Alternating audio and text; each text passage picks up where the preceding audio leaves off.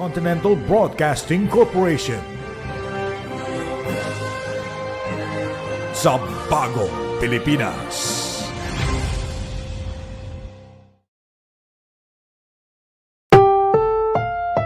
Ang susunod na programa ay rated PG. Patnubay at gabay ng magulang ay kailangan sa mga batang manonood.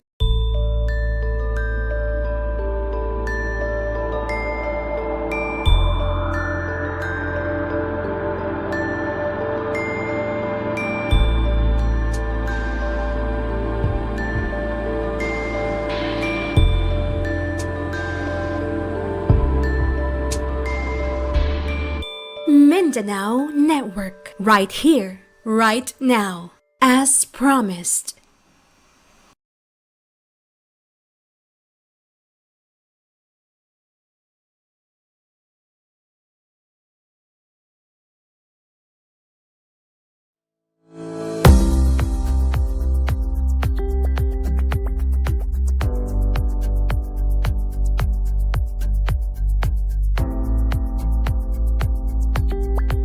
From the news desk of the Mindanao Development Authority, delivered fresh by Mindanao Network, the business and investment news updates. This is the Mindanao Advantage. Our name, our edge. Maayong buntag, Mindanao. We're all set and ready to hit the road to the Palm City of the South, Tagum City, for the 34th Mindanao Business Conference, the biggest annual gathering of business leaders, policymakers, and forward-thinking innovators from across the island. With this year's theme, Fostering Innovation and Sustainability Towards Global Mindanao, MinBisCon 2025 is set to spotlight industries, shaping the region's growth from agriculture and halal economy to renewable energy and business synergy. Tara, samahan nyo kami as we take you on the road to this exciting event. This is the Mindanao Advantage, on the road.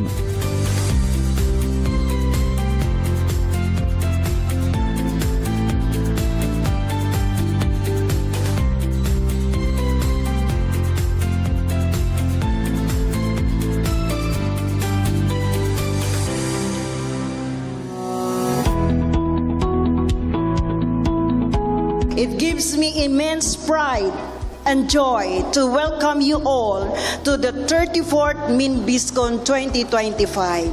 Mindanao is a land richly blessed with fertile lands, abundant seas, and resilient people. But more than its natural wealth, the true strength of Mindanao lies in you, the entrepreneurs, leaders, and visionaries gathered here today.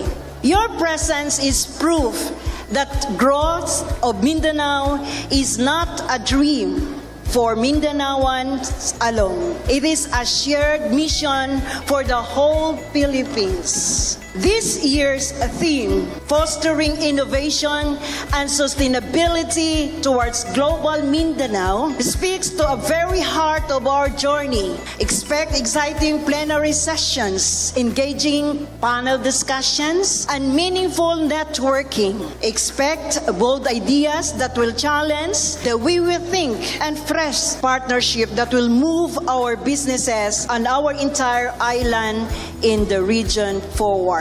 I would like to extend my personal thanks to the Tagum City Chamber of Commerce and Industry and the Philippine Chamber of Commerce of Industry Mindanao for the successful staging of this Mindanao MinBisCon 2025.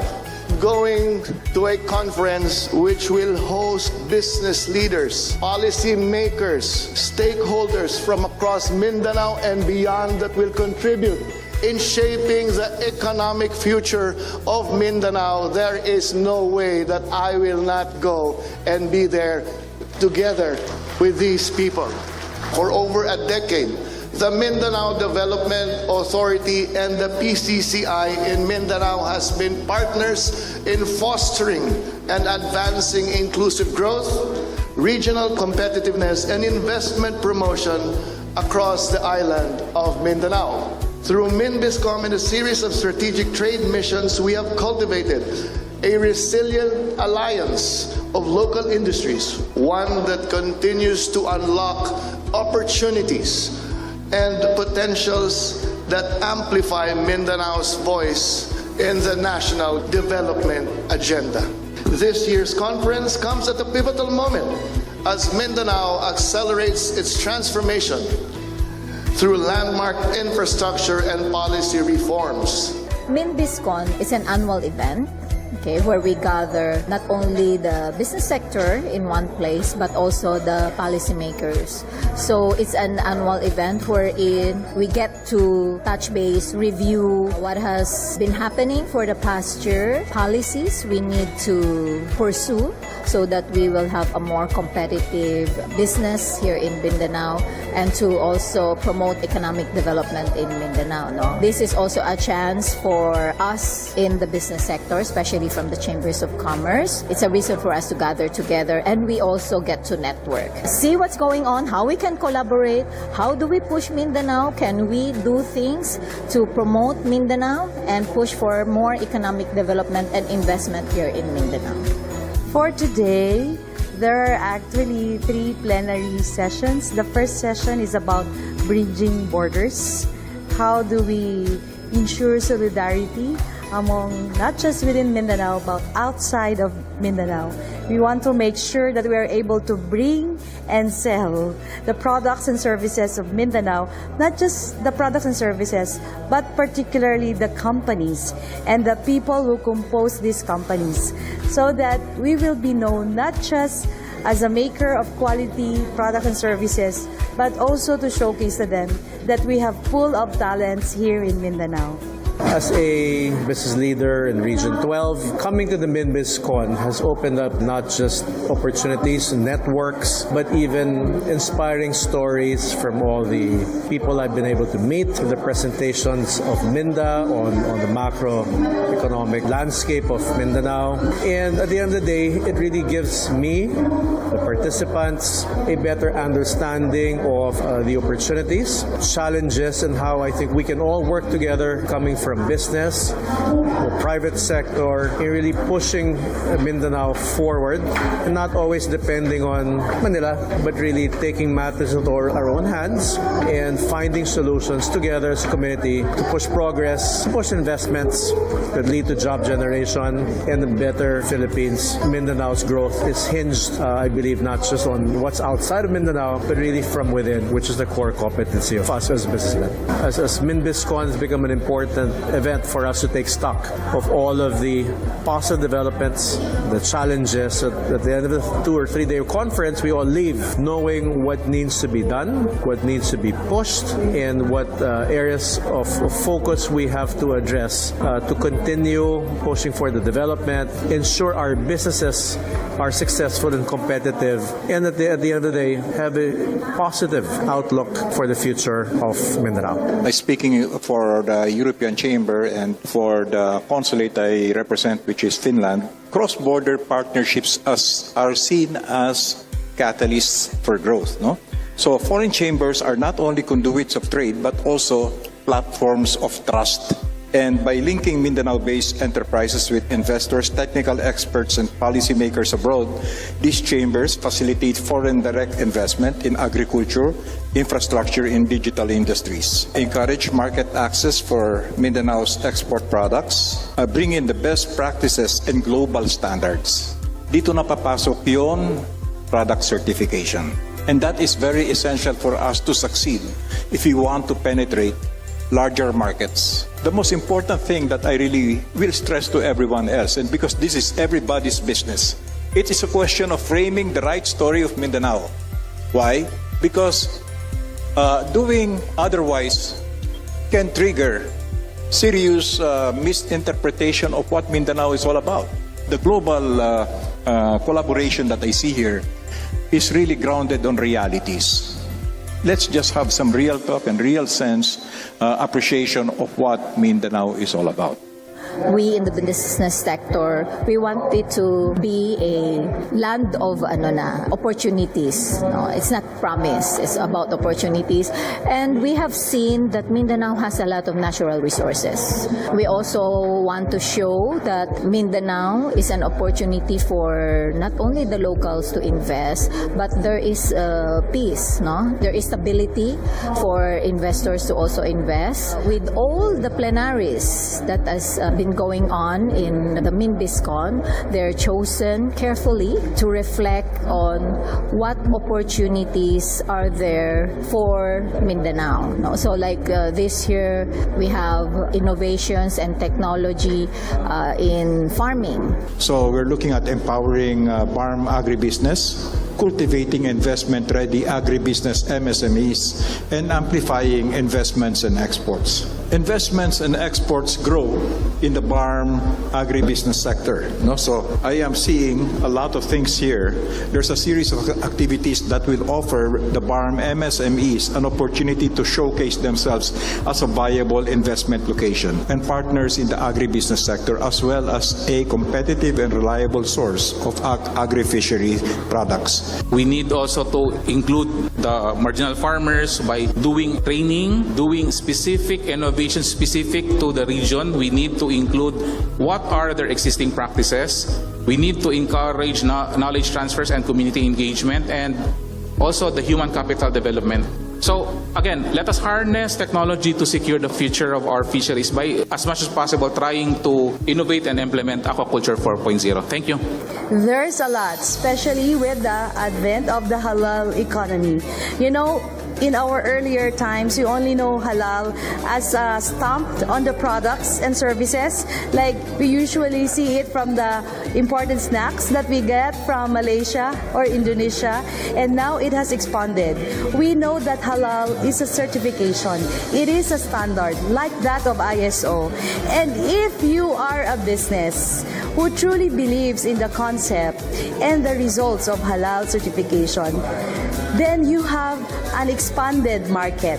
You have an expanded opportunity, because by the time you have a thorough understanding of halal, you will be able to take a look at, I should innovate as a business so that I can expand and offer that opportunity to those who need halal businesses or halal products and services. Like me, for instance, I just knew recently that there are already halal financial solutions and services.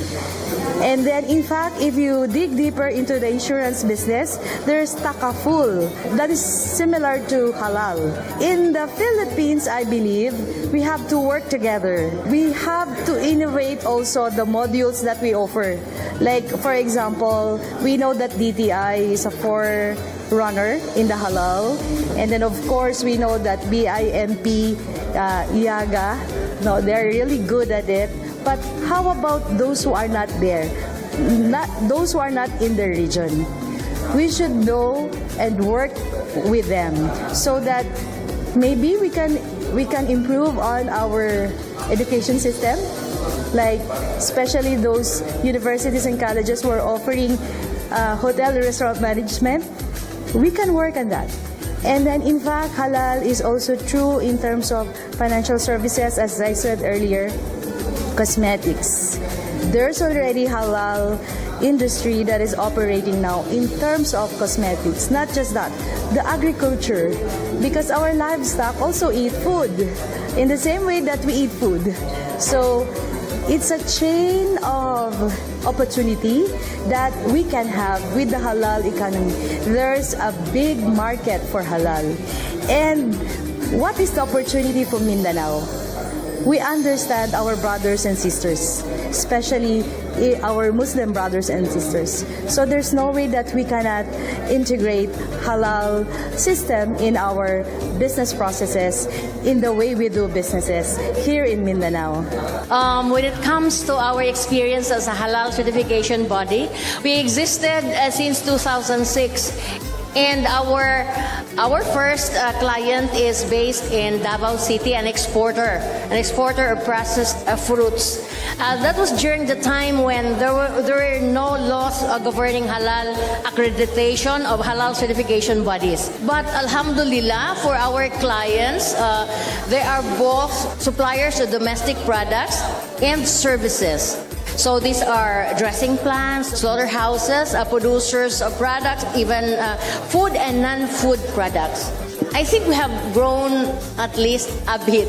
I am a private company, but I work together with our partners, TCBIC, so Tagum City Business and Incentive Center, and also the LGU, City of Tagum, through the good heart of our City Mayor, Ray T. Uy, and also, of course, our very own Tagum City Chamber. So you can already see here at the Tagum City LGU level, there's already private. All of these companies are private. Private and TCBIC and LGU together with the PAM City, or rather the Tagum City Chamber of Commerce and Industry. And then we go up. We partnered with MINDA, the Mindanao Development Authority. We also partnered with the Davao del Norte Province. And of course, the DAVNOR Business and Promotions Investment Center. So you see, this is a full private-public partnership endeavor. So we created a very cheap and affordable e-commerce that any entrepreneurs can use. And so far, we're able to do it successfully. In fact, in the MinBizCon, the registration portal, including the website, is the solution that we created way back during the pandemic. We just updated it every now and then. And the result of MinBizCon today is actually from the efforts that we did during the pandemic. The Mindanao Development Authority, recognizing the need of development here in Mindanao, signed an agreement with the PPP Center.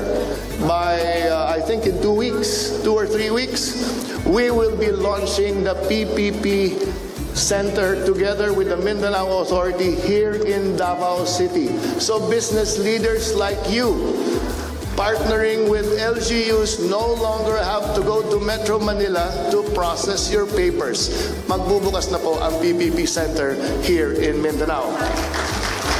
And complemented by the Create More Act and the Public-Private Partnership Code, these reforms signal a clear priority from this administration, making the Philippines a more attractive, transparent, and efficient destination for investors.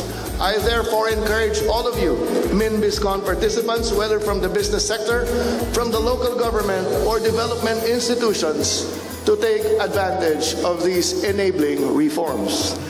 Now is the time to bring forward bankable projects, forge new partnerships, and pursue innovation for development with a shared goal of putting Mindanao at the forefront of national development and national progress. Ito po yung palaging sinasabi ng ating presidente. Ang kinabukasan ng Mindanao ay kinabukasan ng buong Pilipinas. I cannot help underscore the importance of having conversations between business, being able to liaise with departments of government. Minda is always here. These conversations actually bring out very important learnings. We call these business intelligence, compare experiences, spot opportunities that we businessmen, whether you're small, medium, or a large corporation, can actually look into for possible investments. In these conferences, we also invited companies like Meralco, who have provided interest about how these local chambers can actually spot challenges in their local distribution utility companies and see how partnerships with larger firms can help improve the quality and reliability of power, which at the end of the day has been the biggest factor for the slow development of many areas in Mindanao. So if we look at the map, we all want to see Mindanao at night shining bright, not just pockets of communities. Progress is only possible when we work together with a shared purpose. At Avoid This Power, we actively cultivate partnership with a wide range of stakeholders, from government agencies to international energy players to local communities. Through these collaborations, we aim to combine our collective strength, overcome barriers, and accelerate the transition to clean, inclusive, and sustainable energy. Our goal is clear: for the Philippines to have abundant, reliable, and sustainable energy that powers inclusive growth. We here in Mindanao are at a crossroads. Palagi kong pinasabi pa ulit-ulit, we are at the right time in the destiny of Mindanao. Never have we experienced this level of peace and order that we have here in Mindanao. Ending a long decades old debate on what should come first. Peace and order or development? That debate has been answered for us. Almost all regions in Mindanao have been declared practically insurgency and CTG or communist terrorist group free. That debate has long ended for us. Now is the time for development to come in. The message I would like to share for delegates attending the MinBisCon is keep an open mind, because everybody thought Mindanao is only about agriculture. Don't just look at agriculture. We have to look at what opportunities are there in each industry. And if it's along your line of business, then it might be an opportunity for you to expand and even grow your business. For the non-Mindanaoans, take a look at Mindanao, touch base with the different delegates who are attending. The delegates who are here from the private sector are mostly from the Chambers of Commerce. The members of the Chambers of Commerce are business people who are really looking also to see what is there for us to invest in, aside from our own industry. As businessmen, we always look at risk. We always look at challenges ahead, and we always ask ourselves, what can we do today to prevent those challenges, events from happening tomorrow. So one of which that has been a recurring theme has been the power crisis that is coming. Time and time again, we hear the warnings already, and I think we have to ask ourselves today, is something being done? Lobbying, making noise does help in moving that needle forward. At the end of the day, we all benefit and the economies grow, which in the bottom line leads to more employment for Mindanao. So these are the things that the conference brings, ideas, networks, business network, informations. And of course for the government, who is also in the best interest that we have a robust economic growth, then what policies should the government implement so that we can become more competitive? It means leave the business to the private sector, but we need the right policies to grow. So that is my message to both the private and the government. The only thing that keeps us is the learning that we get from here. And I am so happy to say that we have also raised the bar of our spotlighters. So who are our spotlighters? So you can see all of these private companies are our spotlighters, because without them, the 34th Business Conference would not be possible. So you can see here, I know that you'll have a time to showcase our partners and sponsors. But on top of that, they are here with the commitment, because maybe you have seen them presented their companies. But on top of that, what have they that they can offer more in terms of innovation and sustainable, renewable, what else? All the inclusive growth as far as Mindanao is concerned. Together, we can turn Mindanao from land of promise into a land of fulfillment. Together, let us commit to building a global Mindanao that shines as a beacon of responsible progress, resilience, and hope. Let us show the world what Mindanao can do. Let us show that Mindanao is not only ready for business, we are ready to lead. We are ready to innovate. Once again, congratulations to your successful MinBiscom. Mabuhay ang Mindanao, mabuhay tayong lahat, at mabuhay ang bagong Pilipinas. Maraming salamat sa inyo. Good morning. And that's a wrap for the 34th Mindanao Business Conference here in Tagum City.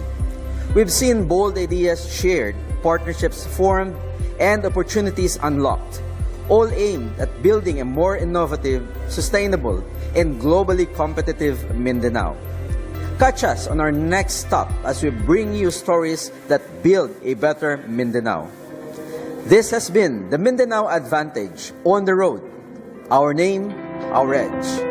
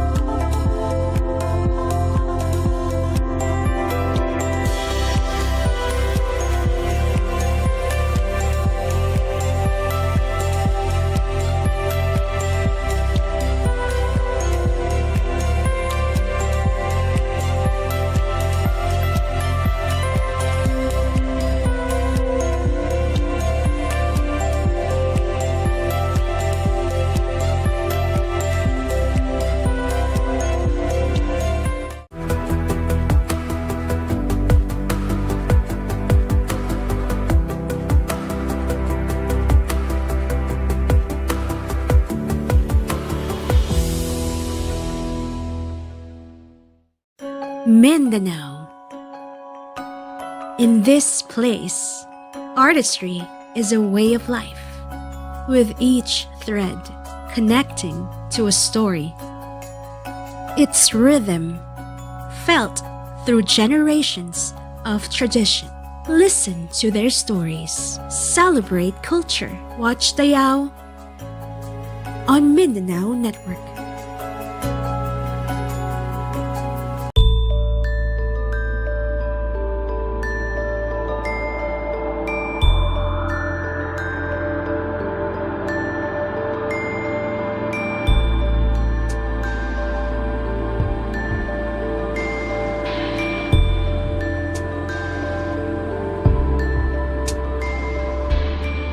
Mindanao Network, right here, right now, as promised.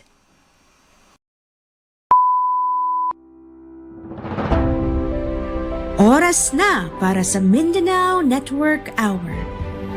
Our Mindanao on IBC 13.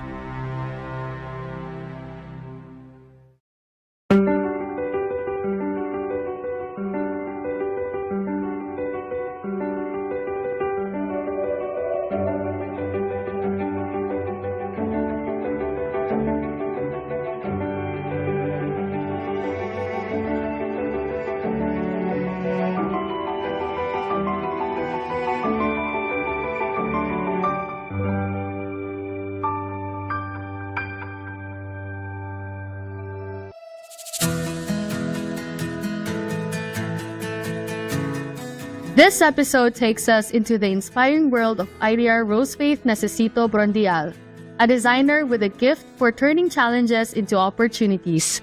Through her forward-thinking solutions, she's proving that great design has the power to improve lives.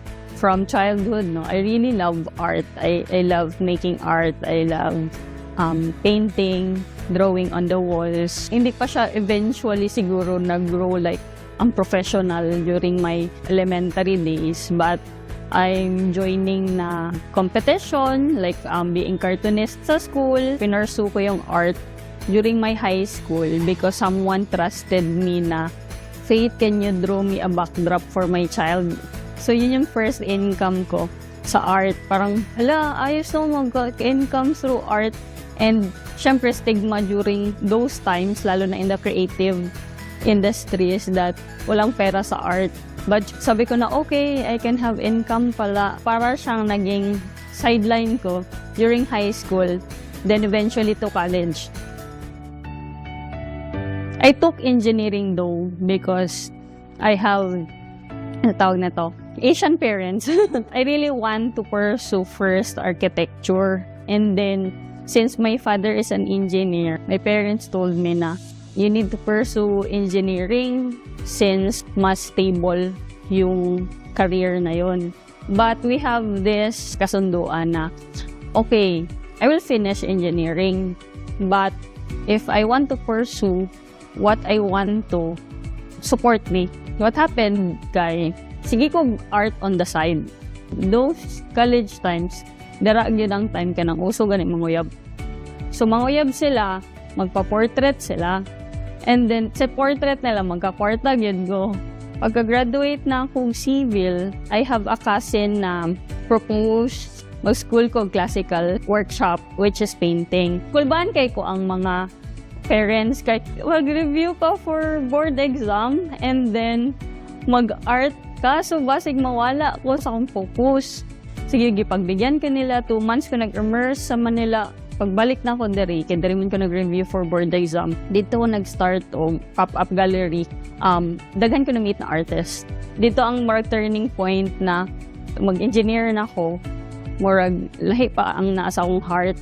Ko nag-civil engineer din ko for 2 years. I work with a construction firm in Manila.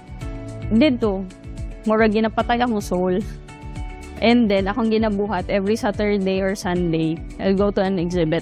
I said to myself, I want to do artwork. Na-in-love na day ko sa civil engineering, na service ang ginahatag. A equals to A, kanang, kwan yun siya, precise. And then, dili na ko siya makaya mabuhat in art alone, ang precise. So, nag-eskwela ko ID while nag-stop ko sa work, and then, nag-manage ko gallery.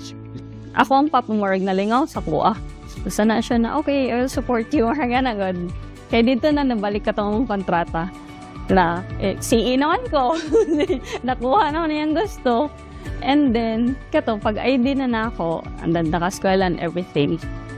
Nakaingon ko na, katuday tanan na circle na akong gibuhat, no, is way siya for me to become kanang karon ko as a whole, which interior design. Up next, let's find out how Yes Designs came to be and the journey behind it. Alampat will be right back.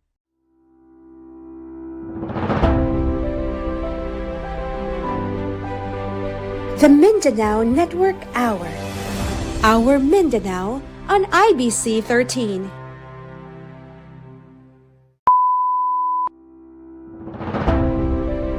Oras na para sa Mindanao Network Hour. Our Mindanao on IBC 13.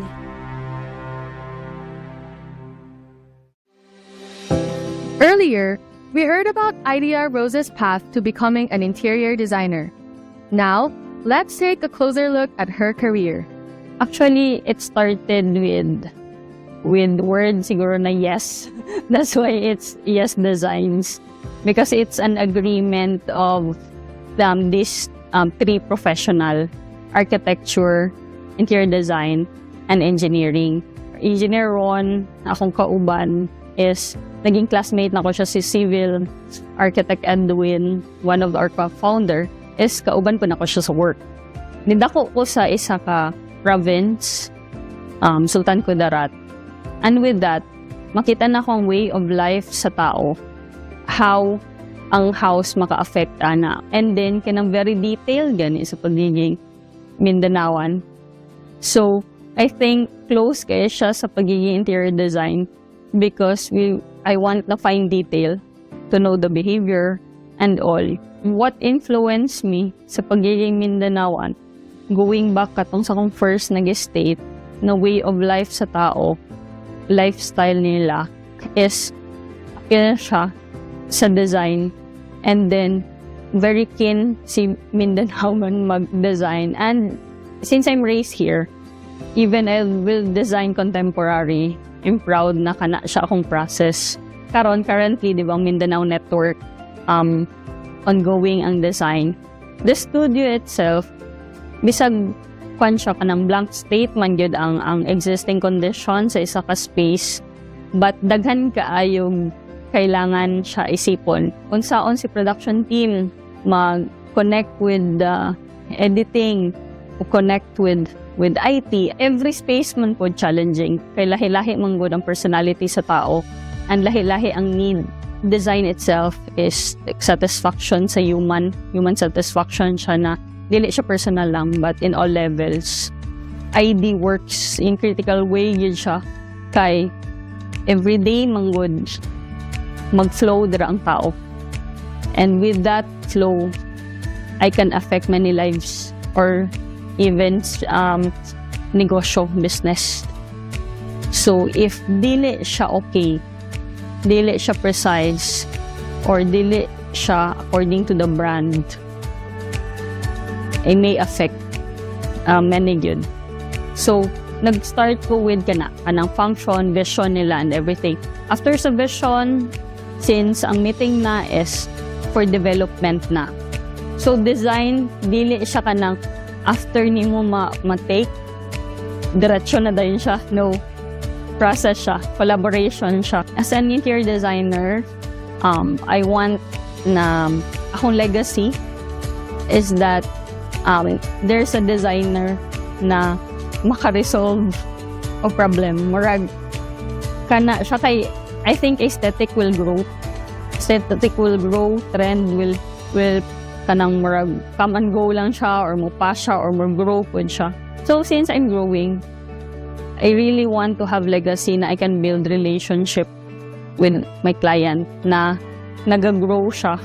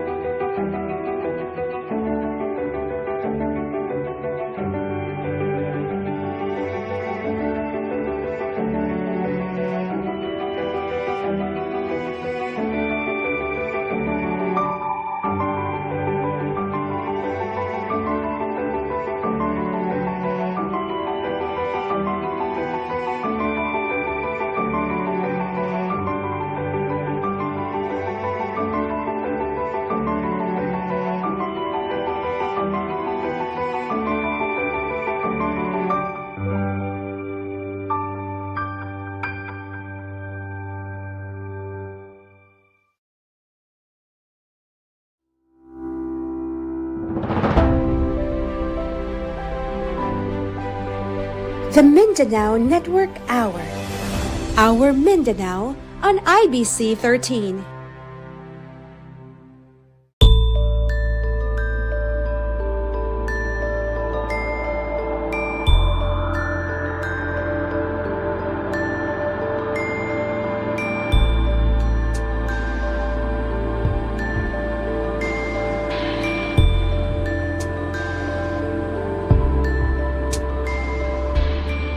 Mindanao Network, right here, right now, as promised.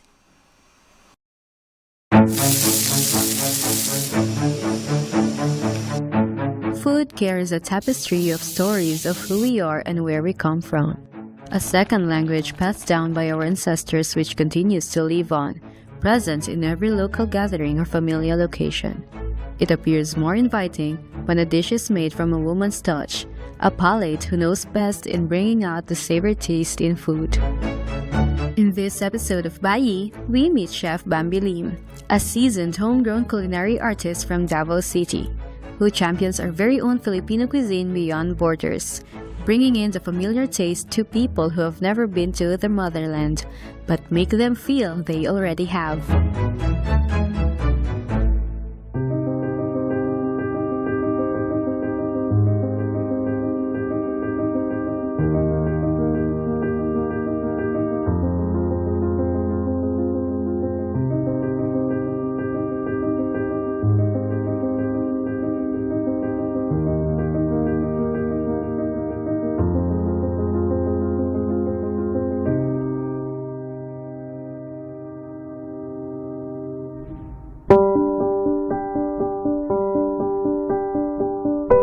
I'm Chef Bambi, and I've been in culinary industry for the past decade and a half.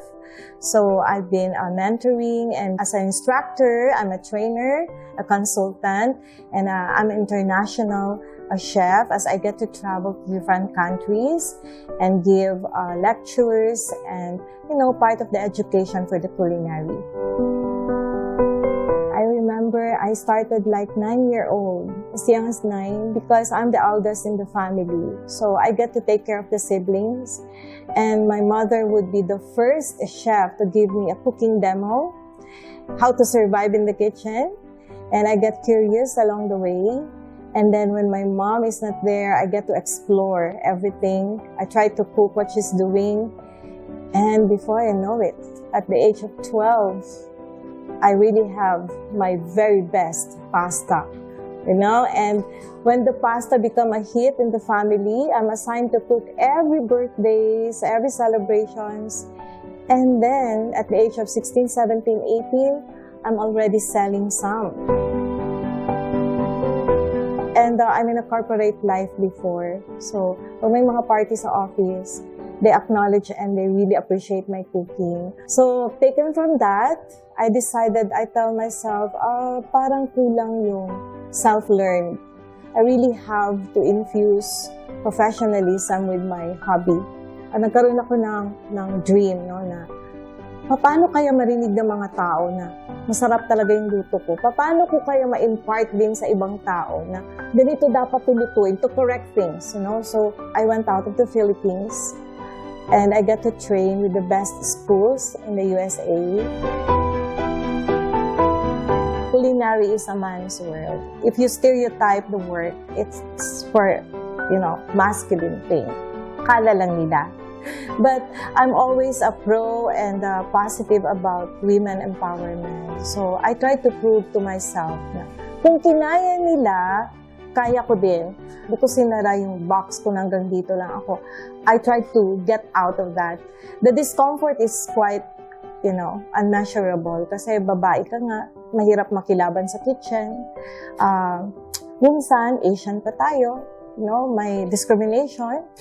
But I try to prove it wrong. So, by doing what you love, pag gusto mo talagang ginawa mo, mapapansin ng mga tao. Tapos pag napansin ka na, they will bring you to highs, all the kinds of highs of the profession. So that's how I came up with being a professional member of World Association of Chef Societies. I became an advisor for the Philippines from the Asian Chef Alliance and ambassador of Philippine cuisine as well. So I'm happy for that. When I did the ACF convention presentation, I made the people listen. Actually, in that moment, nakita ko yung interest ng foreigners sa culture natin. I make a very good presentation about the hearsay adobo. I say hearsay adobo kasi ang daming version sila sa US. So when I finally made an official demonstration about that, they get to discover that ito pala talaga yung adobo. So, the traditional way, without the butter, without yung mga na-improvise na nagiging Western na siya. I went back to Grandma's Kitchen when I did that one. And the famous turon.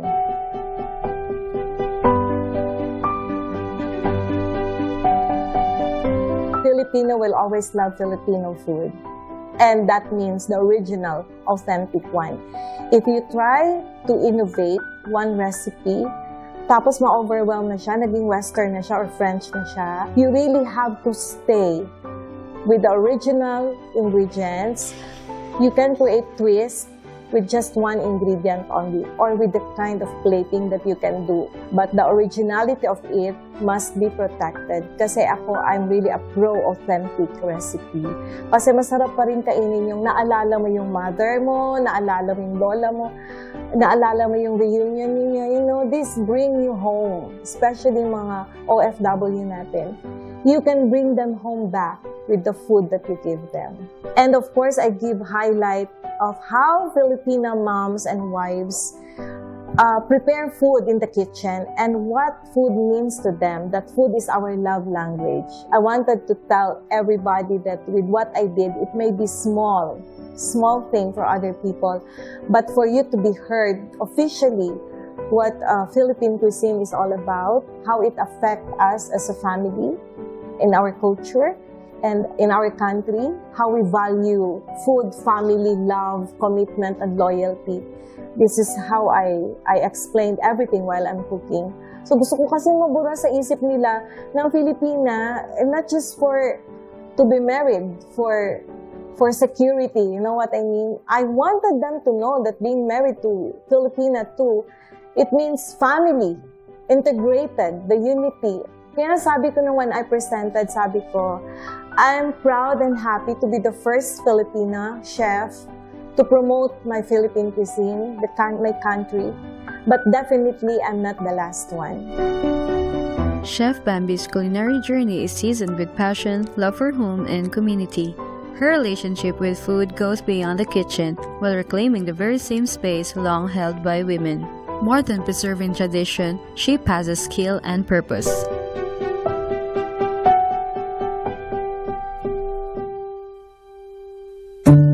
As Bayu returns, the culinary matriarch reflects on founding La Culinaire, a school that cultivates aspiring culinary artists from the regions, and her lifelong mission to bring the flavors of Mindanao from the islands to the world.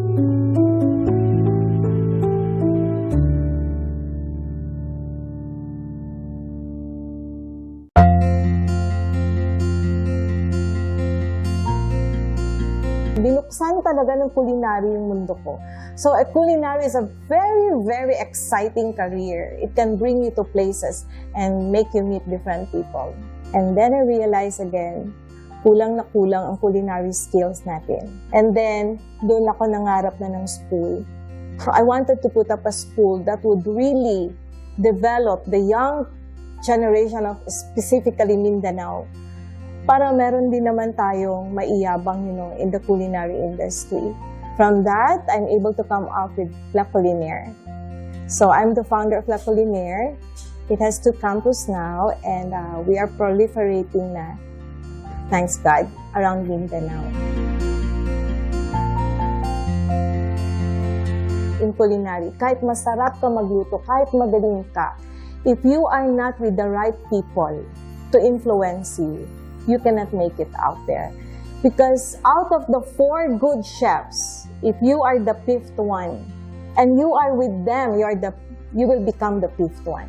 Lagi ko sinasabi yan kahit sa mga students ko, you need to have a good influence. Be with the right people that could promote you, that could help you. I studied in USA. I'm able to make friends with good chefs. I'm able to to meet all the wonderful chefs like Anthony Bourdain. I'm able to meet Marco Pierre White. I'm able to meet Martin Yan. Oh my God, all the great people in the culinary. They inspire me so much na meron pa palang dapat ibigay. Hindi pwedeng napapanood lang siya. Dapat ginagawa siya. So, we did that with La Culinaire. So, the school itself, ako muna, I developed my own skills and then re-echo to the school.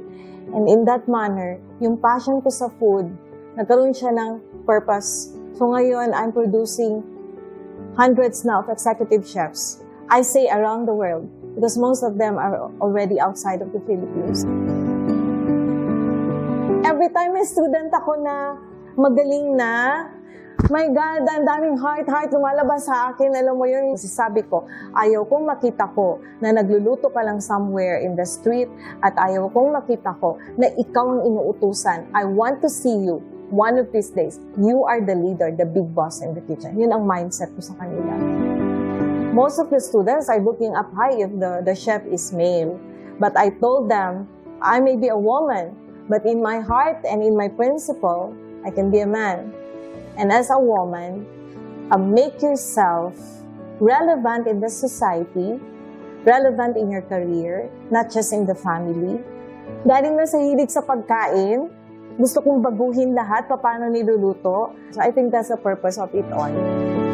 I'm beginning now to write books about Filipino cuisine na nakalimutan na hindi na naipasa. Like, mga recipe ng mga lola natin, mga great-great-grandmothers. There was no documentation about that. So what I did is I tried to collect that, little by little, and then I will make a compilation, and maybe I will be having a book eventually that would tell us culture, story, family, all in one in that book through food. And then I wanted to highlight Mindanao cuisine. It's about time people have to hear that. Beautiful. Nilotlot chicken, we won champion. Kagit-kit, ang dami. We can explore many, and the desserts and all of this. Sabi ko, it's about time. Somebody has to stand for that, for Mindanao cuisine. And I wanted also to make a collaboration with executive chefs around Mindanao. Dapat united kami, nagkakaisa kami lahat. And in that manner, we can really produce more new contemporary recipes that could promote also our tourism. Food really matters, especially in tourism, and push set of new ones to follow the path. Na mapakilala ko rin sila dun sa labas. And then maybe we can have lots of more and more famous chefs in Mindanao.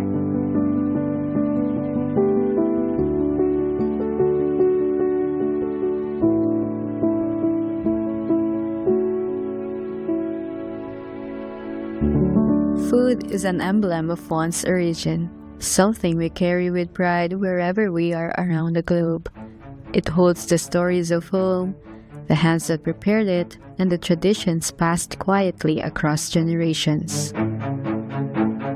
Chef Bambi's flavorful story is rooted in personal, familial, and cultural experiences, shaping a legacy of her own. And the secret ingredient behind this successful journey is simple: to always remember where we come from and allow our roots to travel with us no matter how far we will be.